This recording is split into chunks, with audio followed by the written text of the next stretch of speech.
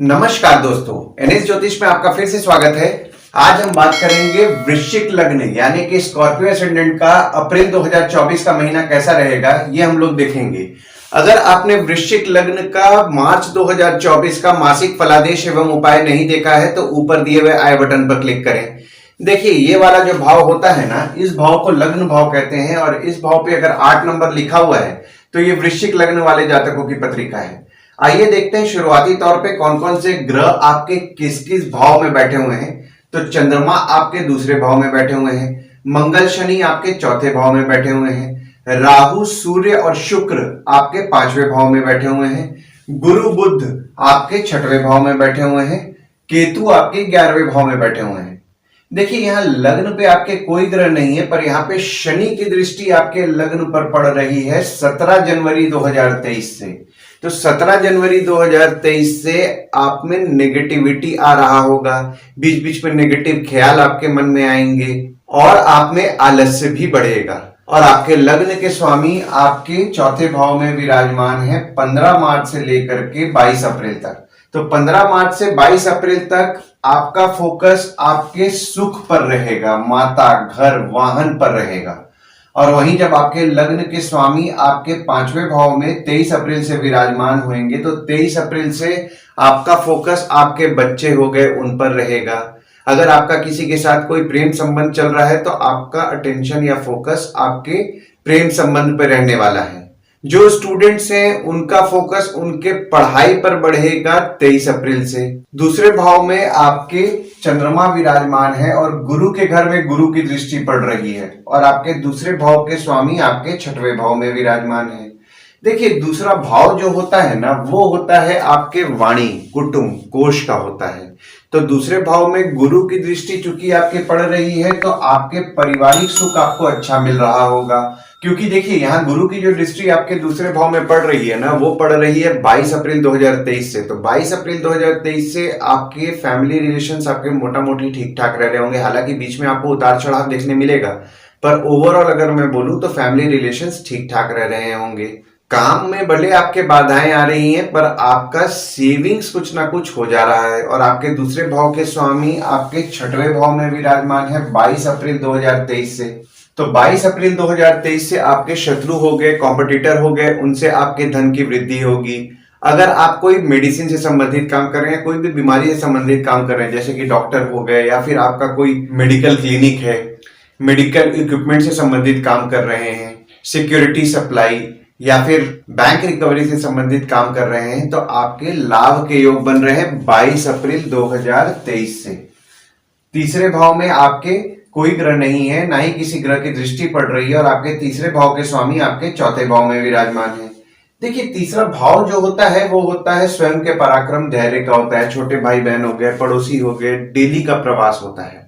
तो यहाँ पे देखिए, तीसरे भाव के स्वामी आपके चौथे भाव में विराजमान है। तो 17 जनवरी 2023 से आपकी माता द्वारा आपको धैर्य की प्राप्ति हो रही होगी और माता से आपको हिम्मत भी मिल रहा होगा।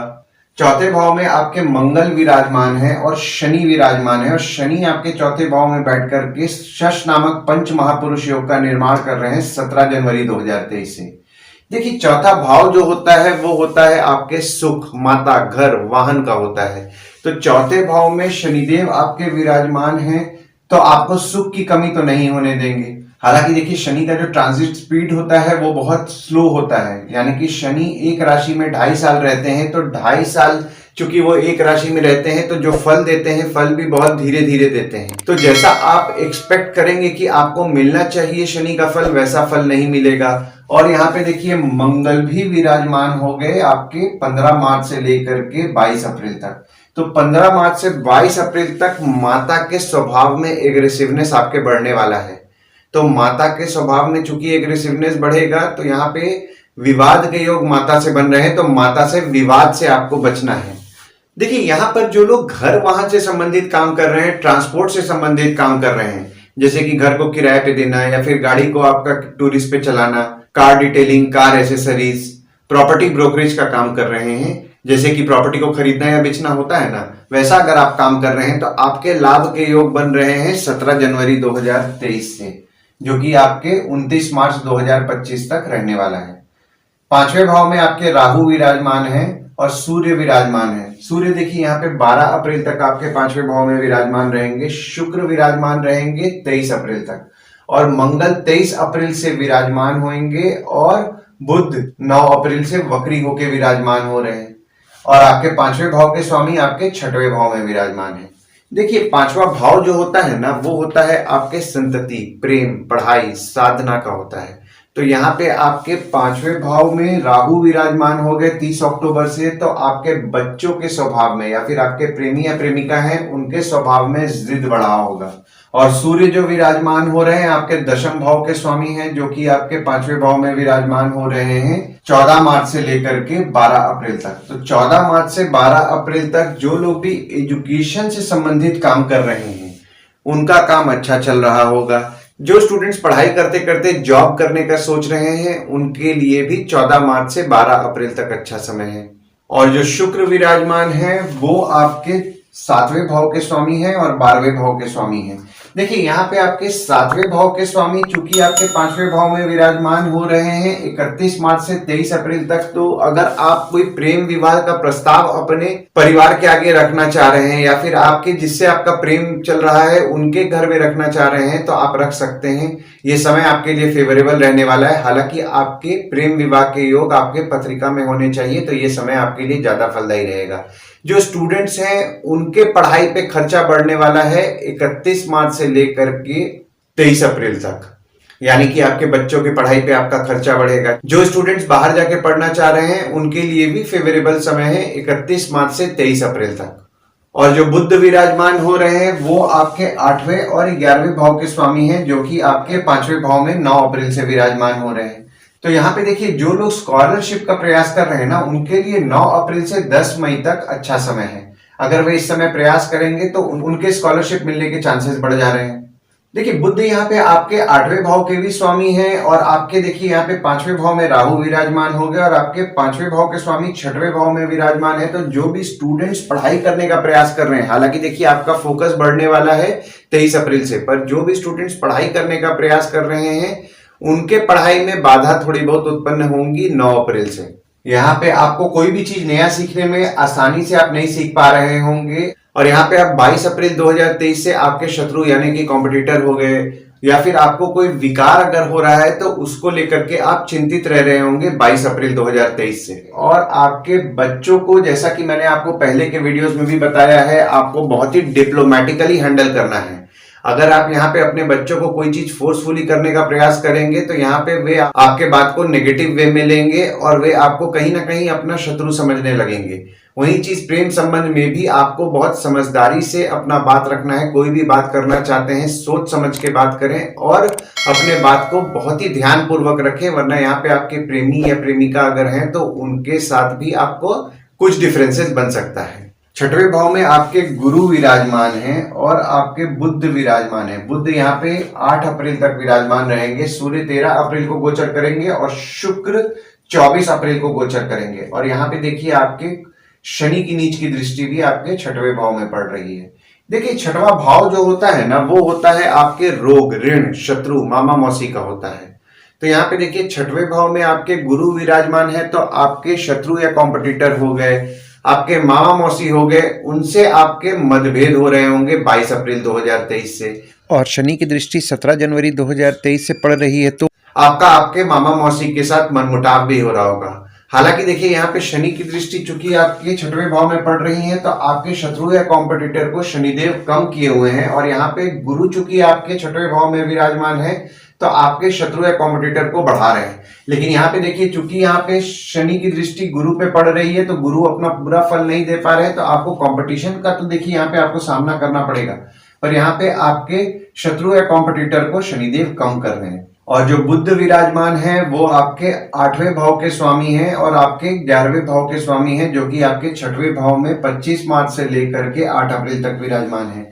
तो देखिए यहाँ पे बुध द्वारा विपरीत राजयोग का निर्माण हो रहा है, जिससे कि आपके शत्रु हो गए, कॉम्पिटिटर हो गए, उनका आप नाश करेंगे 25 मार्च से लेकर के 8 अप्रैल तक। और आपके 11वें भाव के स्वामी भी आपके 6वें भाव में विराजमान हो रहे हैं, जैसा कि मैंने आपको बताया, क्योंकि बुध जो है आपके 11वें भाव के भी स्वामी है। तो 11वें भाव के स्वामी आपके 6वें भाव में विराजमान हो रहे हैं 25 मार्च से 8 अप्रैल तक। तो आपके आमदनी में थोड़ी बहुत अड़चनों का आपको सामना करना पड़ेगा 25 मार्च से 8 अप्रैल तक।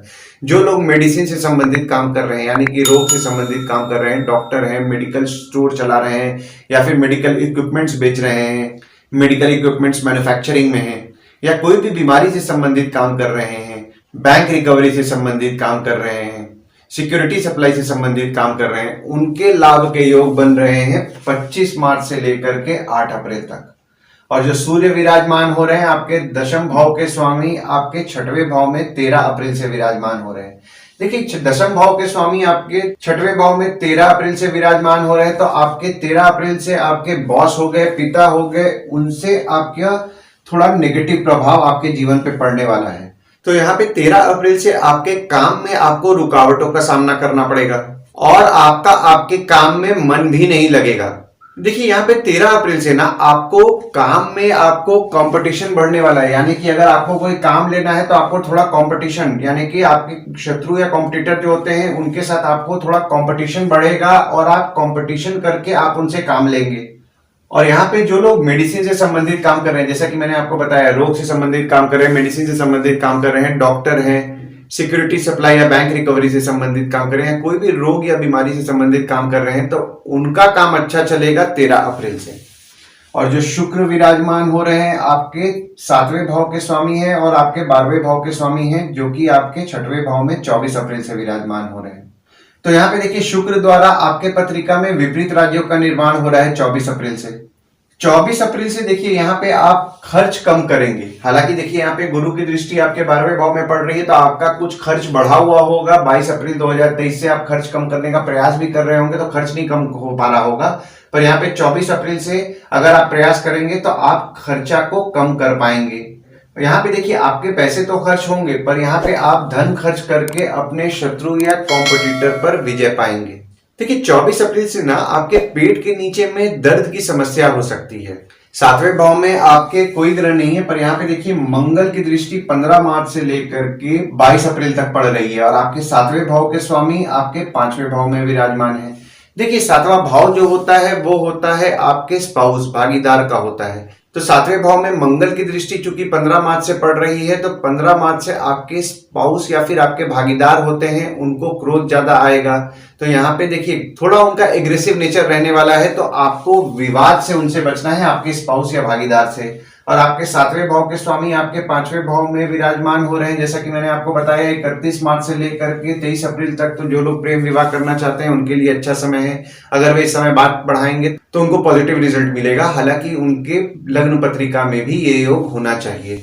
और जब आपके 7वें भाव के स्वामी आपके 6वें भाव में 24 अप्रैल से विराजमान होंगे, तो यहाँ पे आपकी स्पाउस के बातों को हो सकता है आप 24 अप्रैल से थोड़ा नेगेटिव वे में लें। अगर आप बिजनेस पार्टनरशिप में कर रहे हैं तो पार्टनर के साथ हो सकता है कुछ ऐसा बात हो जाए जिससे कि आप अपने पार्टनर के बात को नेगेटिव वे में लें और उनको आप अपना शत्रु समझने लगें। पर यहाँ पे देखिए, आपको थोड़ा सा समझदारी से हैंडल करना है, क्योंकि ये टेम्पररी फेज रहेगा। आपकी स्पाउस हो गई या फिर आपके बिजनेस पार्टनर हो गए, उनके साथ जो आपका नेगेटिव वे में जो आप उनको बातों को लेंगे ना, ये टेम्पररी फेज रहेगा। तो इस चीज का आप ध्यान दें और उतना आप इस बात को बढ़ाएं ना। 8वें भाव में आपके कोई ग्रह नहीं है, पर यहाँ पे देखिए, आपके मंगल की दृष्टि पड़ने लगी 23 अप्रैल से और आपके 8वें भाव के स्वामी आपके 6वें भाव में विराजमान है। देखिए, 8वां भाव जो होता है ना, वो होता है आपके आयु, जीवन, मृत्यु, अचानक धन लाभ, ससुराल का होता है। तो यहाँ पे देखिए, मंगल की दृष्टि चूंकि आपके 8वें भाव में 23 अप्रैल से पड़ रही है, तो यहाँ पे आपको चोट पाट लगने की संभावनाएं बढ़ रही हैं 23 अप्रैल से। तो यहाँ पे आप थोड़ा संभल करके रहें। आपके ससुराल वाले होते हैं, उनके स्वभाव में एग्रेसिवनेस बढ़ने वाला है, तो यहाँ पे आप अपने ससुराल वालों के साथ विवाद से बचें। और आपके 8वें भाव के स्वामी आपके 6वें भाव में विराजमान हो रहे हैं 25 मार्च से लेकर के 8 अप्रैल तक। तो यहाँ पे 25 मार्च से 8 अप्रैल तक आपके बुध द्वारा विपरीत राज्यों का निर्माण हो रहा है। तो यहाँ पे आप आपके शत्रु हो गए, कॉम्पिटिटर हो गए, उनका आप नाश करेंगे। अगर आपको कोई छोटी मोटी बीमारी हो रही है तो उसका भी आप नाश करेंगे 25 मार्च से लेकर के 8 अप्रैल तक।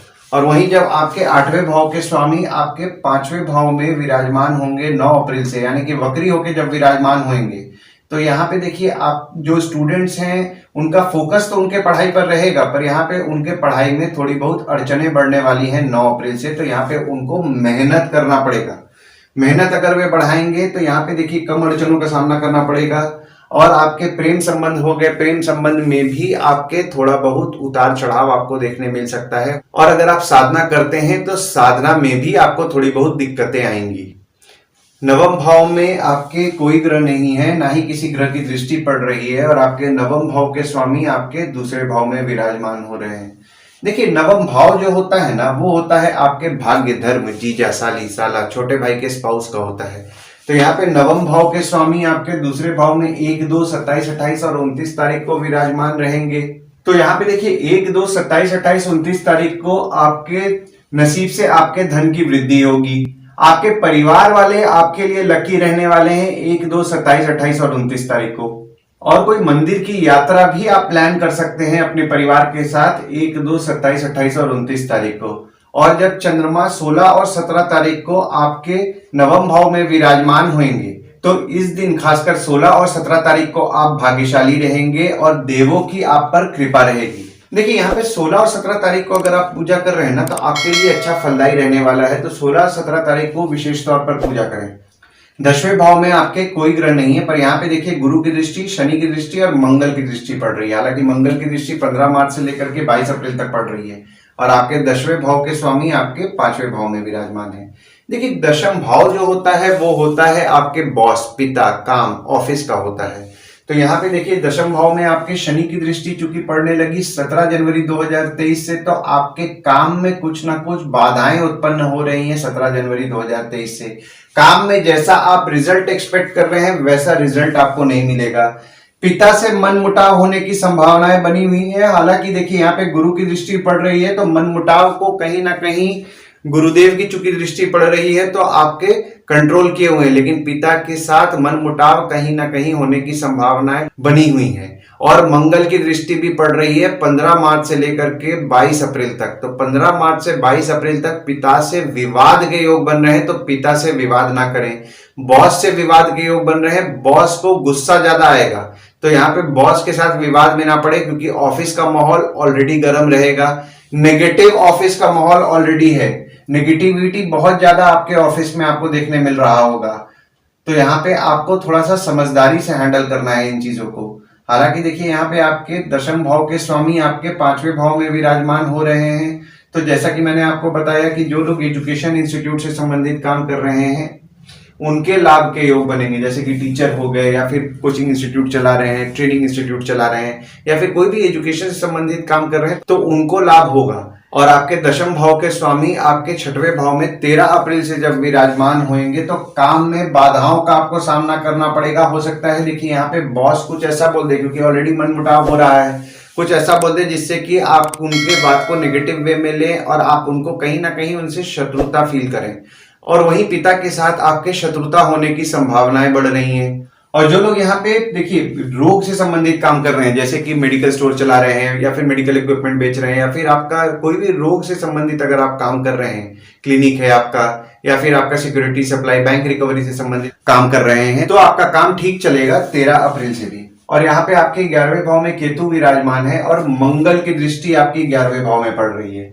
देखिए 11वां भाव जो होता है ना, वो होता है आपके इनकम का, दोस्त, पहचान के लोग, कम्युनिकेशन का होता है, बड़े भाई बहन का होता है। तो यहाँ पे देखिए 11वें भाव में आपके केतु विराजमान है, तो आपके इनकम को लेकर के शुभ फल देंगे। पर यहाँ पे आपके दोस्त हो गए, बड़े भाई बहन हो गए, उनको आपको प्रेडिक्ट करने में थोड़ा बहुत मुश्किल जाएगा, क्योंकि वे बोलेंगे कुछ, करेंगे कुछ, तो आपको यहाँ पे उनको प्रेडिक्ट करना थोड़ा मुश्किल जाने वाले है। और यहाँ पे मंगल की दृष्टि पड़ रही है, तो यहाँ पे विवाद के योग बन रहे हैं। आपके दोस्त हो गए, पहचान के लोग हो गए, बड़े भाई बहन हो गए, 15 मार्च से विवाद के योग बन रहे हैं, तो यहाँ पे विवाद से आपको बचना है।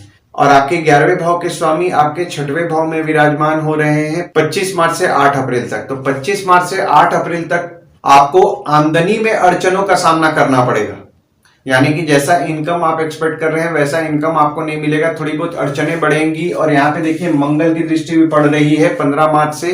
तो जो भी लोग बिजनेस करते हैं वे लोग अपना पैसा निकालने के लिए एग्रेसिव ना हो, क्योंकि देखिए थोड़े बहुत हो सकता है कि क्लाइंट पैसा को रोके, तो क्लाइंट पैसा को रोकेगा तो आप यहाँ पे एग्रेसिव होने वाले हैं 15 मार्च से। तो 15 मार्च से देखिए अप्रैल के पूरे महीना भी आप एग्रेसिव रहेंगे तो हो सकता है आपका उनसे विवाद हो जाए, तो कोशिश कीजिए विवाद से बचें। केतु आपके 11वें भाव में विराजमान है तो आपको निश्चित तौर पर आपको धन की प्राप्ति कराएंगे। हालांकि वे अचानक धन लाभ कराएंगे लेकिन आपको धन की प्राप्ति निश्चित तौर पर कराएंगे। पर यहाँ पे देखिए 25 मार्च से 8 अप्रैल तक आपके शत्रु द्वारा आपको धन लाभ के योग बन रहे हैं। अगर आप रोग, बीमारी या फिर उपचार से संबंधित काम कर रहे हैं, डॉक्टर हैं, या फिर अगर आप सिक्योरिटी सप्लाई या फिर बैंक रिकवरी से संबंधित काम कर रहे हैं तो आपके लाभ के योग बन रहे हैं 25 मार्च से 8 अप्रैल तक। और वहीं जब आपके 11वें भाव के स्वामी आपके 5वें भाव में 9 अप्रैल से वक्री होकर के विराजमान होंगे, तो जो लोग एजुकेशन इंस्टीट्यूट चला रहे हैं, टीचर हैं, ट्यूशंस पढ़ाते हैं, उनके लाभ के योग बन रहे हैं। 12वें भाव में आपके कोई ग्रह नहीं है, पर यहाँ पे देखिए गुरु की दृष्टि आपके 12वें भाव में पड़ रही है और मंगल की दृष्टि 23 अप्रैल से आपके 12वें भाव में पड़ रही है और आपके 12वें भाव के स्वामी आपके 5वें भाव में विराजमान है। देखिए 12वां भाव जो होता है वो होता है खर्च, जेल, फॉरेन, हॉस्पिटल, मोक्ष का होता है। तो 12वें भाव में देखिए यहाँ पे गुरु की दृष्टि चूंकि आपके पड़ने लगी तो यहाँ पे आपका 22 अप्रैल 2023 से खर्च कुछ बढ़ा होगा और आपके 12वें भाव के स्वामी आपके 5वें भाव में 31 मार्च से लेकर के 23 अप्रैल तक विराजमान है। तो जो स्टूडेंट्स बाहर जाके पढ़ना चाहते हैं वे पढ़ सकते हैं। आपके बच्चों के पढ़ाई पे आपका खर्च बढ़ेगा। और वहीं जब 12वें भाव के स्वामी आपके 6वें भाव में विराजमान हो रहे हैं 24 अप्रैल से, तो यहाँ पे शुक्र द्वारा आपके पत्रिका में विपरीत राजयोग का निर्माण हो रहा है। यहाँ पे आप 24 अप्रैल से खर्च कम करेंगे। जो लोग विदेश जाने का प्रयास कर रहे हैं 24 अप्रैल से उनको विदेश जाने के काम में अड़चनों का सामना करना पड़ेगा। और यहाँ पे देखिए मंगल की दृष्टि आपके 12वें भाव में पड़ रही है, तो 12वें भाव में मंगल की दृष्टि, सूर्य की दृष्टि भी पड़ रही है और शुक्र की दृष्टि भी पड़ रही है। तो यहाँ पे देखिए आपको वाहन संभाल के चलाएं, खासकर 13 अप्रैल से, क्योंकि 13 अप्रैल से अगर आप वाहन संभाल के नहीं चलाएंगे तो हो सकता है सरकारी दंड भरना पड़ सकता है। 24 अप्रैल से आपका आपके स्पाउस पर खर्च बढ़ेगा। और यहाँ पे कोई अगर आपका कोई विवाद अगर होता है ना, तो विवाद को आप अपने एंड से निपटाने का प्रयास करें, क्योंकि यहाँ पे देखिए आपके विवाद अगर आप बढ़ाएंगे तो हो सकता है कानूनी कार्रवाई में आप थोड़ा बहुत परेशान हो सकते हैं। आइए गुड डेट्स और बैड डेट्स के बारे में जान लेते हैं। तो गुड डेट्स वो डेट्स हो जाते हैं जिस दिन अगर आप कोई नया काम शुरू करना चाह रहे हैं, कोई कंपनी में आपके एग्रीमेंट हो रहा है, कोई कंपनी में आपके ज्वाइनिंग हो रहा है, या फिर अगर आप कहीं बाहर जाने का भी प्लान कर रहे हैं तो इस डेट्स को आप कंसीडर कर सकते हैं। तो डेट्स हो जाते हैं 3 से 6 तारीख, 11 तारीख, 12 तारीख, 16 से 20 तारीख, 26 तारीख और 30 तारीख। वहीं बैड डेट्स में अगर आप कहीं बाहर जाने का प्लान कर रहे हैं, कोई कंपनी में आपके एग्रीमेंट हो रहा है, कोई कंपनी में आपके ज्वाइनिंग हो रहा है, या फिर अगर आप कोई नया सामान भी खरीदना चाह रहे हैं तो इस डेट्स को आप अवॉइड कीजिए। तो डेट्स हो जाते हैं 1 तारीख, 2 तारीख, 9 तारीख, 10 तारीख, 13 से 15 तारीख, 23 से 25 तारीख। इस डेट्स को आप कहीं लिख के रख लीजिए ताकि आपके ध्यान में रहे। और आपका 9वां भाव जो है वो कर्क का है जिसके स्वामी चंद्रमा है। तो यहाँ पे आपको शिव की पूजा नियम पूर्वक करना है। ओम नमः शिवाय का जाप करें। और आपके काम में चूंकि आपके बाधाएं चल रही हैं तो आप शनिदेव की पूजा नियम पूर्वक करें। शनिवार के दिन शनि मंदिर जाएं, शनिदेव को तेल चढ़ाएं और ओम शं शनिश्चराय नमः का जाप करें। शनिवार के शाम में पीपल के पेड़ के नीचे दिया जलाएं और उसकी 7 बार परिक्रमा करेंगे तो आपको अच्छा लाभ होगा। आशा करता हूं इस वीडियो में दी हुई जानकारी आपको पसंद आई होगी। अगर आप हमें YouTube पे देख रहे हैं और ये वीडियो आपको पसंद आया हो तो इस वीडियो को लाइक कीजिए, चैनल को सब्सक्राइब कीजिए और नोटिफिकेशन बेल जरूर दबाइए। और अगर आप हमें Facebook पेज पे देख रहे हैं तो Facebook पेज को लाइक कीजिए और फॉलो कीजिए। धन्यवाद दोस्तों, कल फिर मिलेंगे एक नए वीडियो के साथ।